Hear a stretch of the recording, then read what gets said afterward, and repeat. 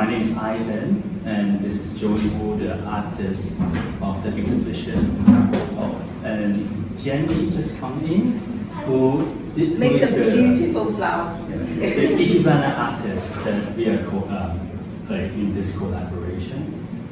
Okay, so thank you for coming. And okay, so how do we start? Right? I think maybe I can introduce myself a little bit more. As you know from the introduction of my little bio here, so I started as a fashion designer like many years ago. I went to St. Martin's, and then this is like most of the work is how I learned to draw, really, how I started drawing from life. Because in Hong Kong at that time, you don't actually get so much chance to do or opportunities to draw something like a human from life. So then I feel like a lot of passion since then, and then when I was doing fashion, I still draw a lot. Like I use my technique on designing and things like that, not just by the computer. I draw with my needle pens rather than using computer, AI, or Photoshop as well. So to make it short, so this is a little bit about me. And like about 5 years ago, I started just focus on art rather than fashion. So this is how I have a solo exhibition now. But to start with, this exhibition is called Align. Or maybe you will be thinking, why is it called Align? It's not the right spelling of Align, right? So I twisted it a little bit. It's more about line rather than align.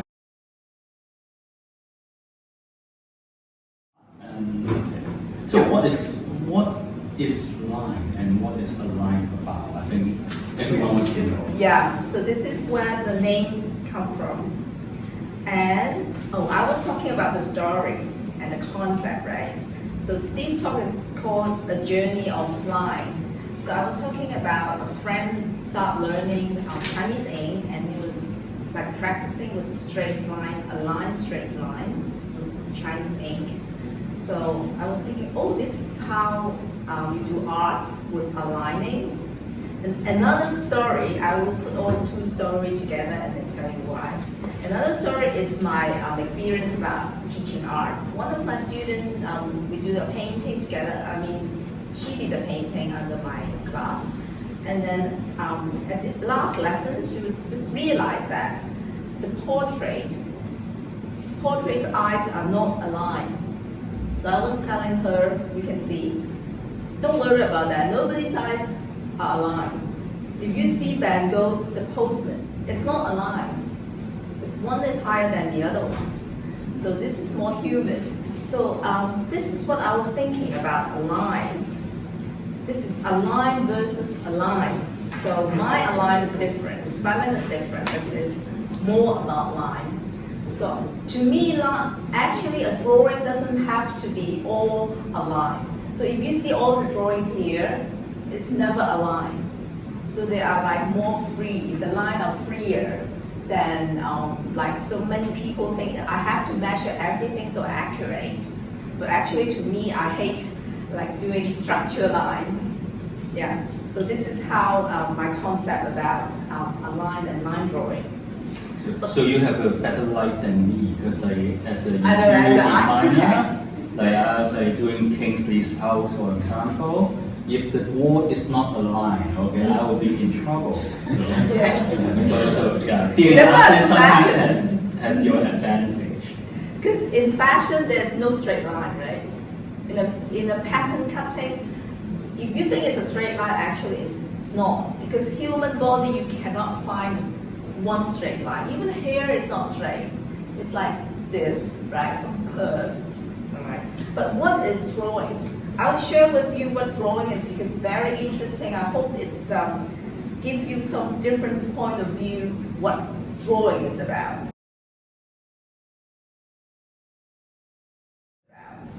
Many people think I cannot draw, but I tell you what, if you look at a little kid, you give that kid a pen or pencil or a crayon, he will just scribble. And he doesn't know what it is. But it's so fun, like scribbling, the colors and the pen and lines and everything. So actually, this is the starting of drawing. So drawing actually is the invention of dotted lines on the paper. It can be a sketch. It can be like I do a sketch on purpose, or it's a diagram. What is a diagram? You can see on my PPT, on my PowerPoint. It's a diagram to show people like maybe a layout, like what iPhone's been doing a lot, yeah, and then maybe a correction, like a teacher correcting a student's work, like doing a cross, and then you move the sentence upward or something like that. So you do all these signs and things, or arrow or signature or whatever it is. It's actually kind of drawing. So what is drawing? And it's also an instruction actually. So it's an instruction that you tell people what to do, and also description, like how to use your device, how to use something. So you need a picture or drawing to show people. So this is the kind of drawing too. Actually, we see drawing and we do drawing and we use drawing every day in the daily life, but not many people realize about it. Yeah. Because when you draw, you can make money. If I draw, I can. But drawing is not about making money, though.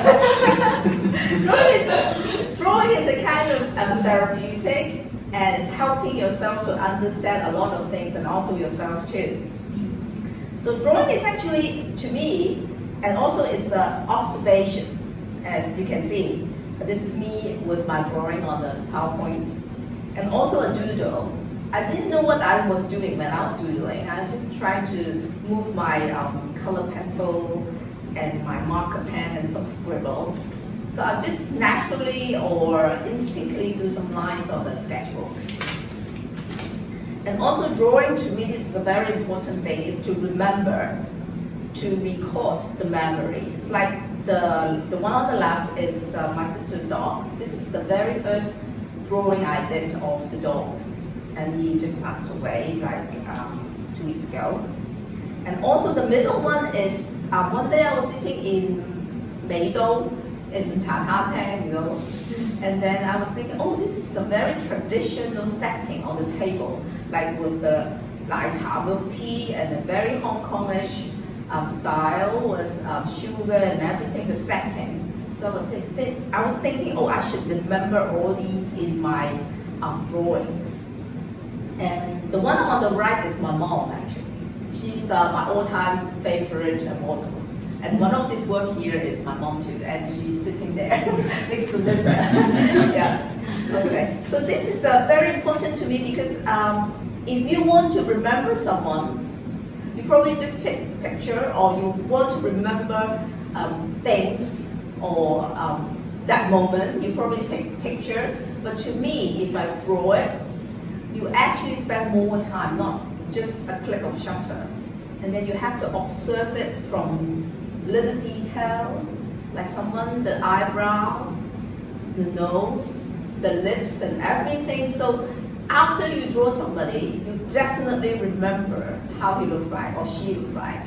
So this is a very good to keep your memory of someone.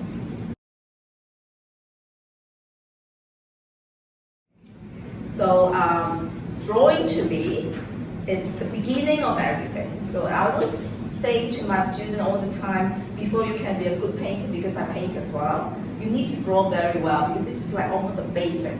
And not just for the painter, I think for all the designers, and for everything. Like if you want to make a movie, you have to draw the storyboard.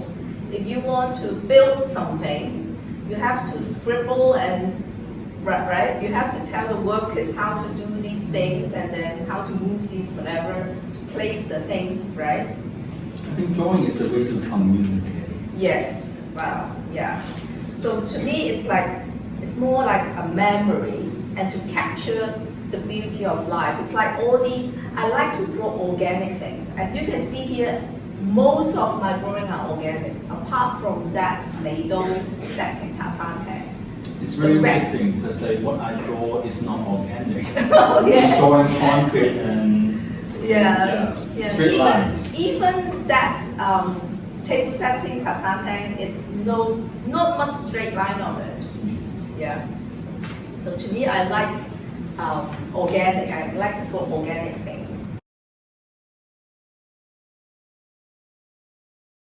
From my style, this Canadian artist is Agnes Martin, and you can see from my the picture. And she's got a series of white flower, and you can see the white flower is actually all black and white, or just straight line. She sometimes uses ruler or just hand drawing a line, but the line you can see it's not that straight, even though she probably use some tools to make lines. But you'll be thinking, why is it because white flowers? There's no flowers on the painting. But that leads to the story about Agnes Martin I want to share with you. Because one day, when she was in her Canadian studio, her granddaughter came to visit her, and then see a big vase of very beautiful roses in the vase. It's okay. And then she was asking her granddaughter, how do you like the flowers? And the granddaughter said, oh, this is so beautiful. And then she picked up the rose from the vase and then hid it behind her, and also the vase behind her.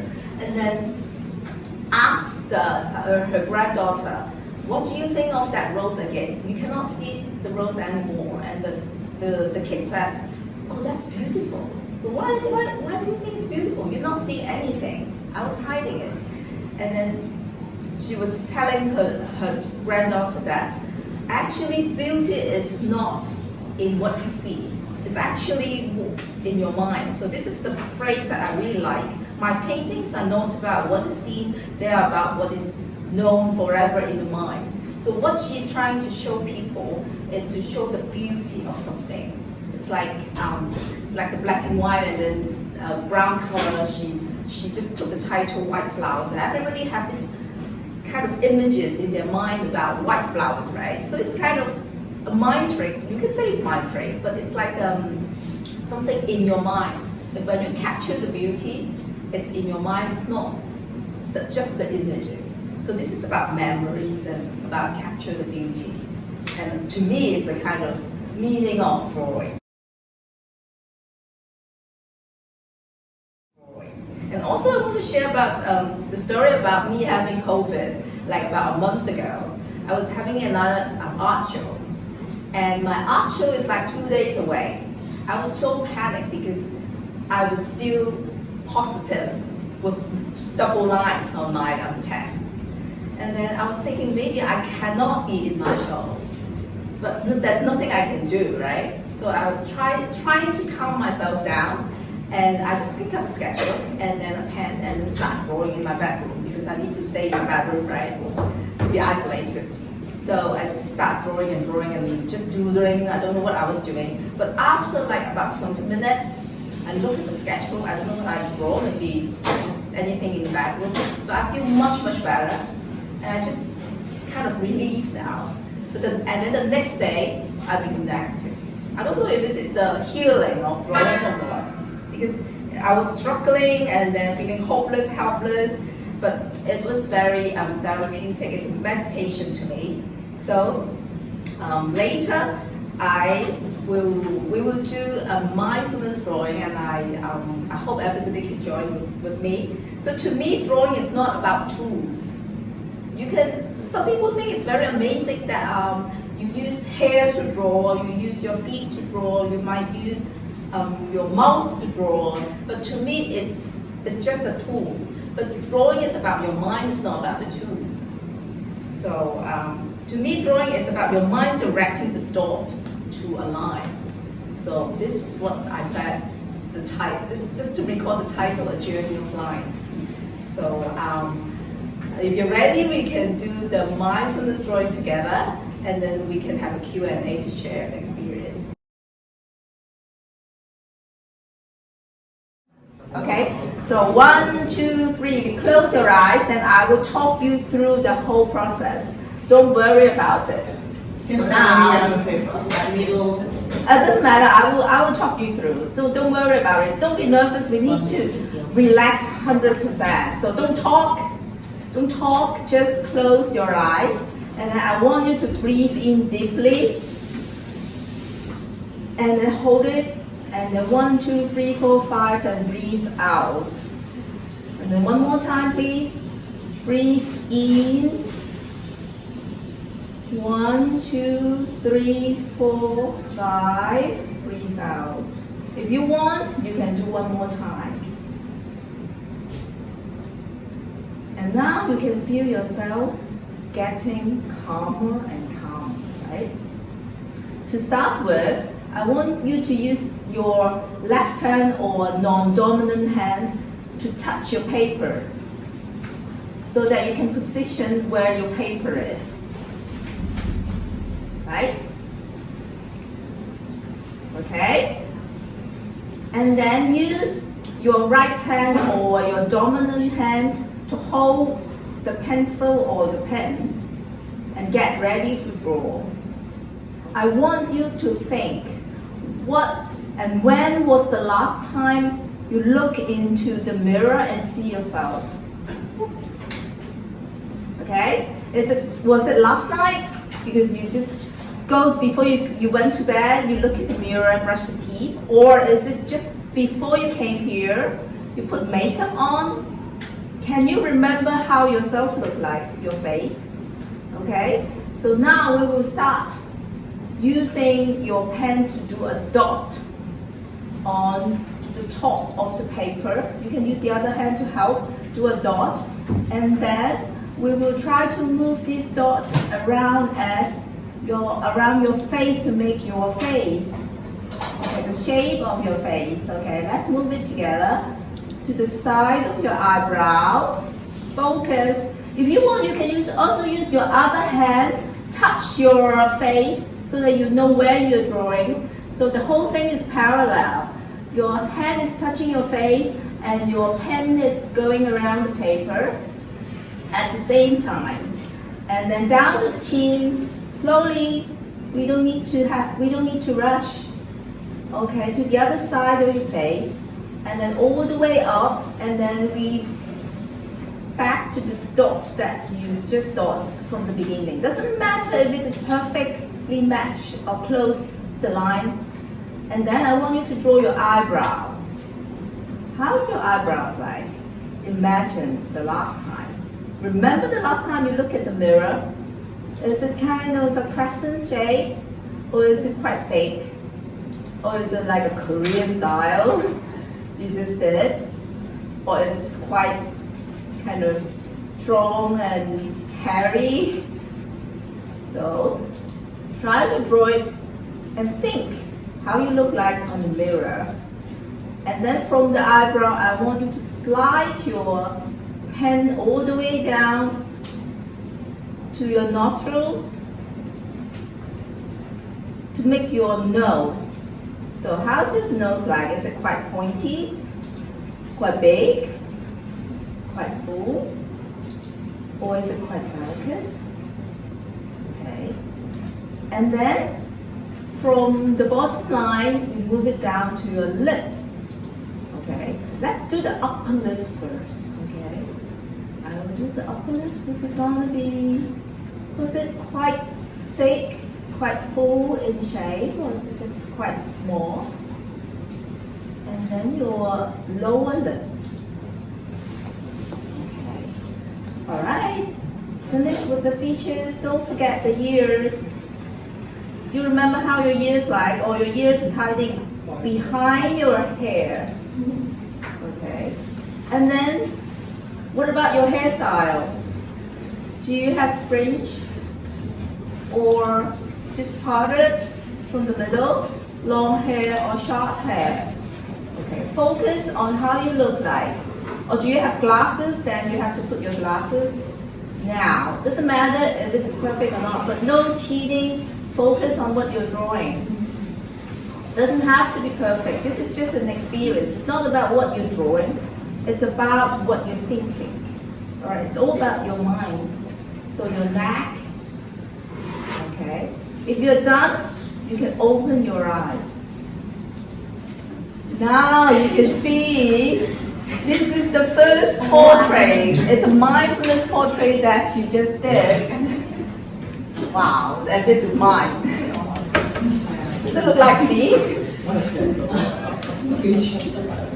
Wow, amazing. That's really good. Look at everybody's work. Wow. Very good. Oh, my mom is a very good drawer too. I didn't realize. Oh, Liz has got a really good one.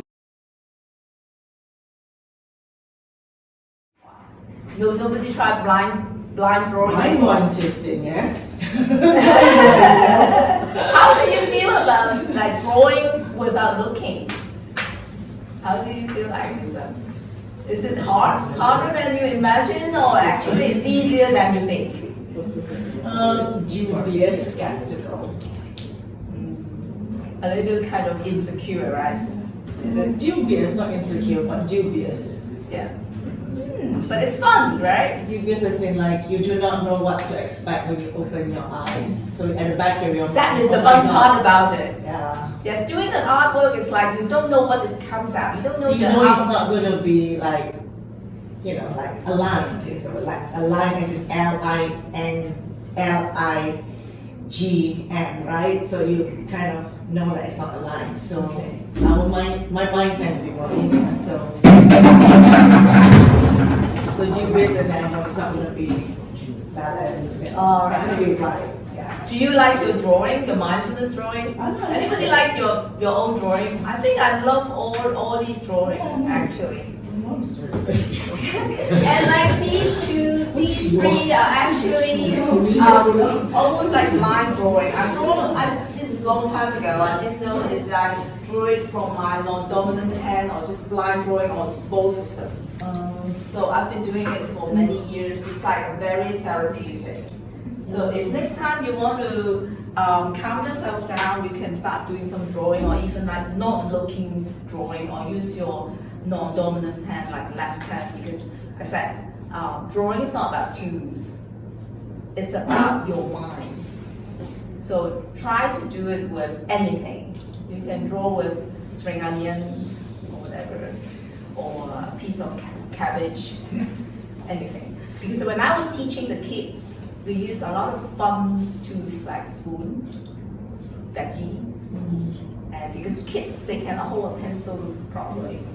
So this is more about exploring and about like expressing yourself. So, Stephen, how's your It's very answer? difficult to find a position when I'm holding out the same. 我想聽下你話邊個？哇 OK 喎，好似有幾分似。尋禮呢啲就係抽象畫嘅開始啦。This is the beginning of abstract art, like this. So abstract art is like you simplify the thing. So when you're blind drawing, you simplify the complicated world because you don't think too much. You just go with it. You just draw. Yeah, this is what I found. I drew abstract art too. So usually abstract art is more intuitive. So it's more about your instinct, your inside. So yeah, this is like you can try it. Yeah. So it doesn't matter. 唔緊要喺邊度開始畫，但係可以，即係我覺得係一個好好嘅 experience。但係我可唔可以問下你？係啊係啊 align and dots 咧，我好中意你啲 colour，即係你用嘅色。你可唔可以即係講下你嘅色？有陣時你用嘅色你都唔係話一定跟住頭髮係黑色，你頭髮用紫色或者咩？即係可唔可以講一講你係 Okay, talking about colors. So you're not the first person who asked this question. But I was asked every single time when I was doing people drawing people or live drawing with other artists. So I cannot give them a very good answer because all my colors come out from my mind like an instinct. And also it's an experience of my art training or how I see the world. Like if someone sees these jeans, it's only blue. But since I was in fashion and I've been drawing for so long, so these jeans I will use white, gray, blue, green, pink, yellow, and everything. Because this is, if you see that dog, that bulldog, it's a black bulldog. But if you want to depict a black color, you mix every color together and it's black color. Yes. So it's like when you see it from a distance, it's kind of black. Kind of thing. So I cannot really explain why I use this color. But it's probably with a little bit of training, like this one I want to make like a contrast. If you know about the color theory, this is more like a contrast color. That, yeah. And I always have a color in my mind before I start drawing, like a yellow jeans. It's actually definitely not yellow. And someone asked me about this. Actually, none of this model have red hair or purple hair. It's from my imagination. I want to make it strong, like a statement. Oh yeah, because it is the kind of mood that the model inspired me. I want to show like the sorrow probably of that figure. So it's like a purple color or blue color, that kind of thing. Yeah. Thank you. I like the color you use very much. 多謝晒。有冇人仲有問題可以問？ Yeah, I think that one is even beyond sorrow. But I feel a bit of sadness, but with very gentle sadness. 係啊，對，有一點點就是那種感覺，就是那個通常是 model，他給我一種靈感，我就當下就會有一種表現，就是從 model 散發出來。其實很多這些畫，我在畫的當中，我是有一點點 subconscious 的，就是我已經進去這個畫的當中，都外面的世界好像都隔起來那種感覺，所以你才會很投入。像這個我很記得，這個是1993年在英國畫的。所以我在畫這個的時候，我自己就在那褲子跟那個 男 model 裡面，這是一個白人，我還記得很多久。所以你在畫那個他的褲子跟他的身體的時候，其實你已經進去那個 model 狀態裡面，好像在演戲，進去那角色裡面這樣子。一個 flow state。對，類似那種感覺。咁咩人最需要做呢個 mindfulness drawing？除咗你中咗 COVID 啊，或者你要鎮定自己啊。其實我覺得任何人都可以做嘅。Everybody can do it, I think. Mindfulness is just a test because I think people keep telling me, oh, we did left-hand drawing, we did blind drawing before, but this is like blind of blind. Because blind drawing, usually you don't see what you're drawing, but you see the object. But like what I lead you to the drawing before, like mindfulness, you don't even see what the object is, right? But the object is in your mind, just like I said about Agnes Martin. Yeah. So something in your mind. So it's like almost like a legacy. It's not here anymore, and then you just recall your memory. So I hope this talk and experience will give you some inspiration of drawing and lines, and I hope you enjoy it.